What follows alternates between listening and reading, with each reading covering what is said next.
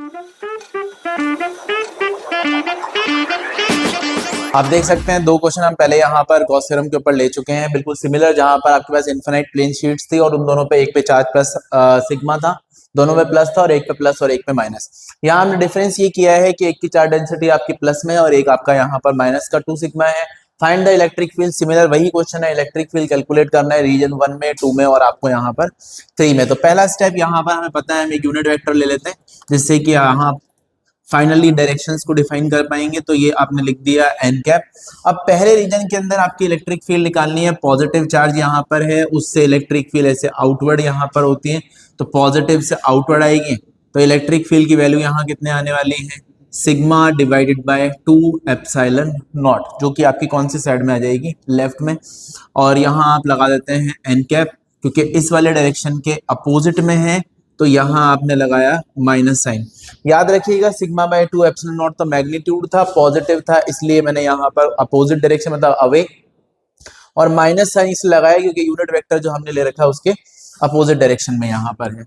Second आपने लिखा E2, और E2 को आप यहाँ पर कैसे लिखने वाले हैं, ये आपका माइनस का यहाँ पर साइन है, तो ये नेगेटिव जो है, ये इस नेगेटिव की इलेक्ट्रिक फील्ड कैसे होने वाली है आपकी यहाँ इनवर्ड, तो पॉजिटिव से आउटवर्ड और नेगेटिव के लिए आपका इनवर्ड। और साइन जो दे रखा है वो कितना दे रखा है, 2 सिग्मा डिवाइडेड बाय आपका यहाँ पर कितना है, 2 एप्सिलॉन नॉट। तो मैग्नीट्यूड लिखा देखो 2 सिग्मा, मैग्नीट्यूड ले रहा हूँ माइनस साइन लगाया, 2 सिग्मा अपॉन 2 एप्सिलॉन नॉट। और डायरेक्शन देख सकते हैं इस नेगेटिव के लिए इनवर्ड है, तो यूनिट वेक्टर के साथ में है, तो ये लगा दिया आपने एन कैप। 2 से 2 तो हम यहाँ हटा देते हैं, या बाद में लगा देंगे, एक साथ ही अरेंज कर लेंगे इसको, तो चलने देते हैं साइन को भी, मतलब वैल्यू को भी चलने देते हैं। तो यहाँ 2 सिग्मा और नीचे चलने दो 2 एप्सिलॉन नॉट।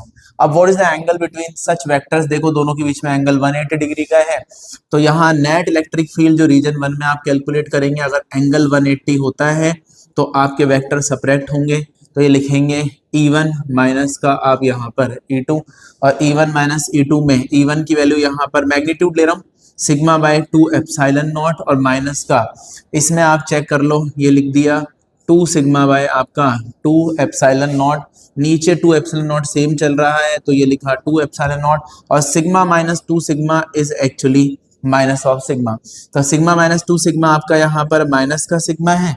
अब आप चेक करो, माइनस का मतलब यहाँ पर ये हुआ कि E1 में से E2 को माइनस करने पर लेफ्ट वाली इलेक्ट्रिक फील्ड में से राइट वाली इलेक्ट्रिक फील्ड को माइनस करने पर नेगेटिव आया।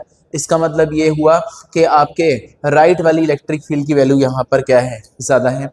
अगर राइट की इलेक्ट्रिक फील्ड ज्यादा है तो इलेक्ट्रिक फील्ड फाइनली जो यहाँ पर देख रहा है वो राइट डायरेक्शन में है, मतलब इस रीजन की इलेक्ट्रिक फील्ड को कुछ यहाँ पर राइट साइड में होना चाहिए, तो that is the electric field of region 1, तो ये राइट साइड में होगा।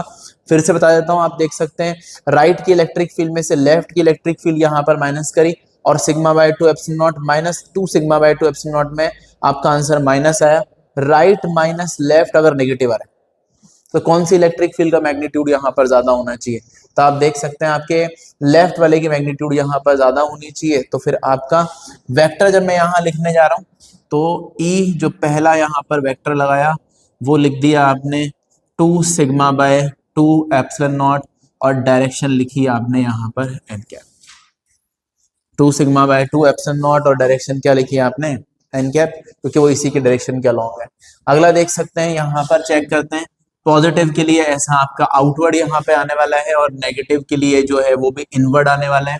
तो पॉजिटिव इसको रिपेल करेगा और नेगेटिव इसको अट्रैक्ट करेगा तो पॉजिटिव की इलेक्ट्रिक फील्ड कैसे आने वाली है, सिग्मा डिवाइडेड बाय आपका यहाँ 2 एप्सिलॉन नॉट, और उसी तरफ देख रहा है तो ये एन कैप, और E2 की वैल्यू आएगी 2 sigma by 2 epsilon naught n cap, तो sigma by 2 epsilon naught n cap, और 2 सिग्मा बाय 2 एप्सिलॉन नॉट वहां पर एन कैप।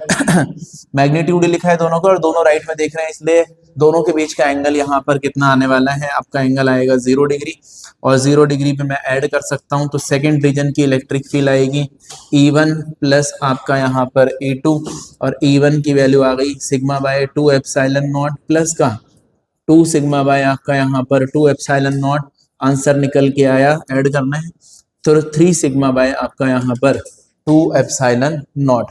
और आपकी डायरेक्शन जब दोनों ही राइट में देख रहे हैं, लेफ्ट नहीं सॉरी दोनों ही राइट में है, तो फिर फाइनल रिजल्ट भी आपका राइट डायरेक्शन में यहाँ आने वाला है। तो यहाँ लगा दिया है एन कैप और ये आपके वेक्टर की तरह लिख दिया, मैग्नीट्यूड आपका 3 sigma by 2 epsilon naught. Region third में देख सकते हैं, ये पॉजिटिव है तो इसकी इलेक्ट्रिक फील्ड बाहर होने वाली है, और ये नेगेटिव है तो इसकी इलेक्ट्रिक फील्ड अंदर। तो पॉजिटिव में आउटवर्ड और नेगेटिव में इनवर्ड यहाँ पर होगा। और ये यहाँ पर आपका फर्स्ट रीजन के अंदर जो आपकी इलेक्ट्रिक फील्ड यहाँ पर सॉरी थर्ड रीजन में लिखनी है, तो उसमें फर्स्ट के लिए लिख लेता हूँ। तो रीजन थर्ड में E1, और ये इंपॉर्टेंट क्वेश्चन यहाँ पर है, मतलब ये PY क्यों मान सकते हैं आप, बोर्ड में पूछा गया है पहले, उसी को उठाए यहाँ पे डायरेक्ट समझाने के लिए। तो E1 की वैल्यू आपके पास में कितनी आने वाली है, तो सिग्मा बाय आपका यहाँ पर 2 एप्सिलॉन नॉट और माइनस का सॉरी इसी में लेते हैं, तो ये बाहर की तरफ है, तो ये आ गया आपका एन कैप, पॉजिटिव के लिए आउटवर्ड और एन कैप। और यहाँ पर E2 देख सकते हैं 2 सिग्मा बाय 2 एप्सिलॉन नॉट, और ये लगा दिया आपने यहाँ पर एन कैप, और इसमें डायरेक्शन जो है वो आपकी इनवर्ड है, तो ये माइनस साइन यहाँ पर आ जाएगा। तो ये 2 sigma by 2 epsilon naught n cap और डायरेक्शन यहाँ पर इनवर्ड है। और रीजन थर्ड में आपको अगर लिखना हो तो कैसे लिखेंगे, तो E1 what is the angle between them 180 degree, तो E1 माइनस E2 यहाँ पर कर लेते हैं। अब E1 की वैल्यू कितनी आ जाएगी, और ये माइनस साइन इस यूनिट वेक्टर के अपोजिट डायरेक्शन में होने की वजह से यहाँ लगाया है, और एंगल 180 है तो माइनस करना जरूरी है। तो मैग्नीट्यूड यहाँ पर कितना आएगा, 2 sigma by 2 epsilon not minus का 2 सिग्मा बाय 2 एप्सिलॉन नॉट। याद रखना आप, मैंने यहाँ पर माइनस साइन ये लगाया और इसका मैंने मैग्नीट्यूड उठाया, ये नेगेटिव नहीं लगाया, तो यहाँ वेक्टर में नहीं मैग्नीट्यूड में लिख रहे हैं। Sigma by 2 epsilon not minus का 2 सिग्मा बाय 2 एप्सिलॉन नॉट, तो आंसर फिर वही आपका माइनस का sigma by 2 epsilon not. Sigma minus 2 sigma is minus sigma by 2 epsilon naught.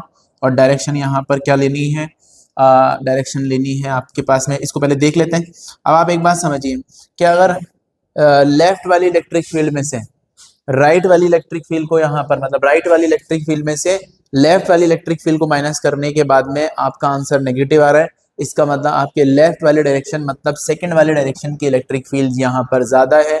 तो अगर इलेक्ट्रिक फील्ड सेकंड वाले की ज्यादा है तो वो देखता यहाँ पर कहाँ है, लेफ्ट डायरेक्शन में। अगर वो यहाँ पर देख रहा है तो वेक्टर में अगर लिखना पड़ जाए तो कैसे लिखेंगे, मतलब ये डायरेक्शन है फाइनल इसकी, तो यूनिट वेक्टर के अपोजिट डायरेक्शन में है।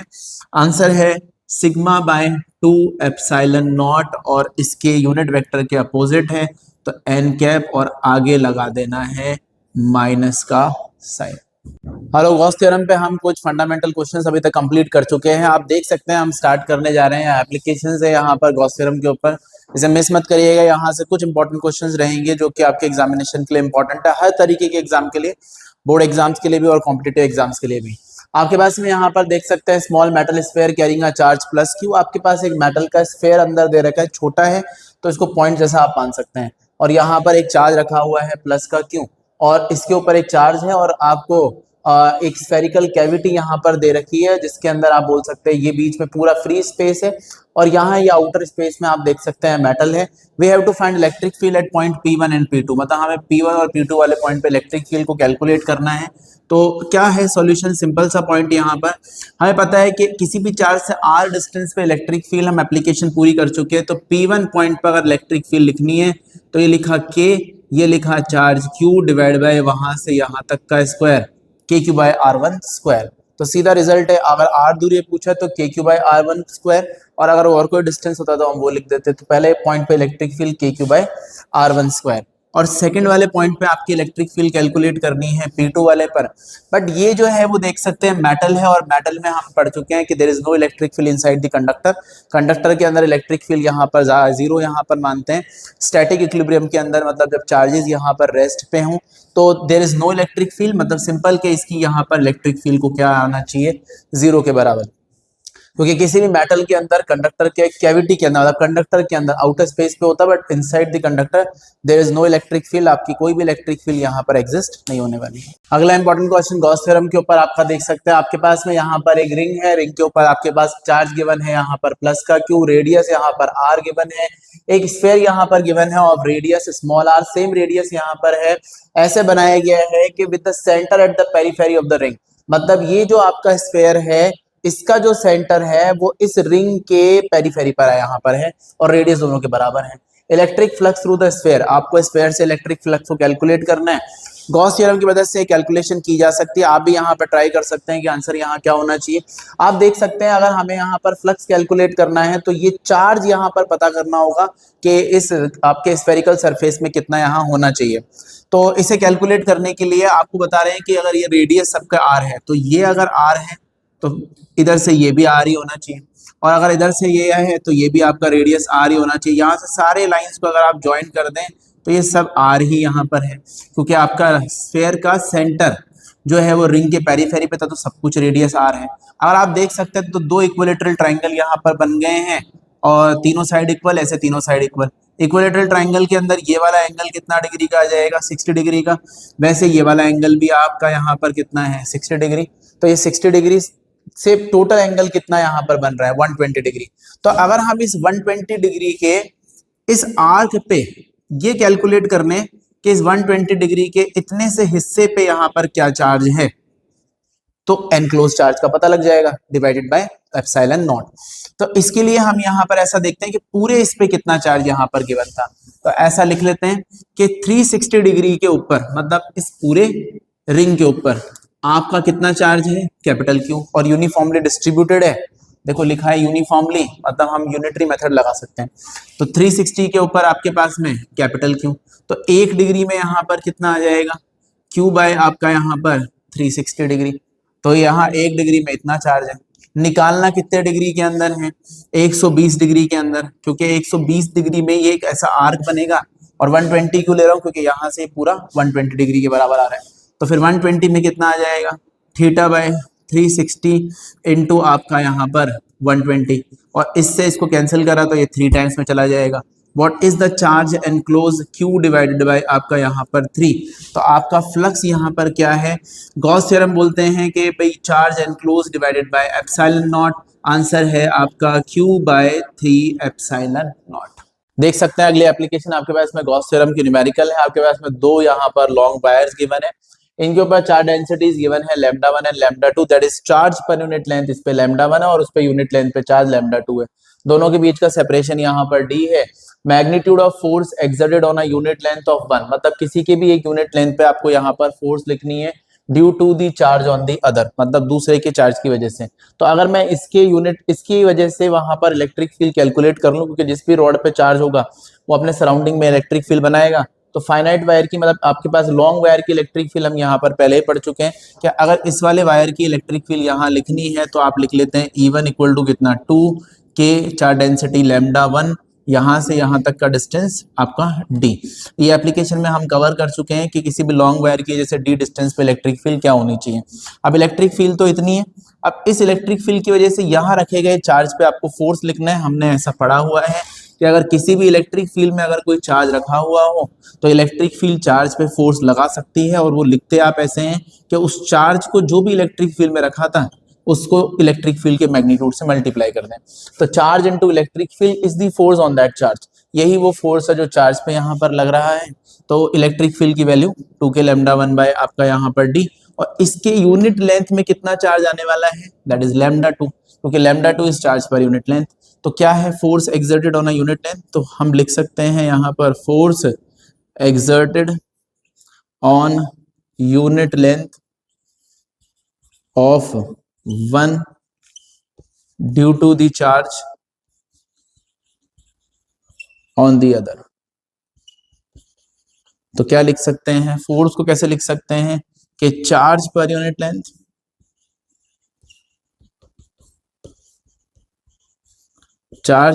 Length into electric field.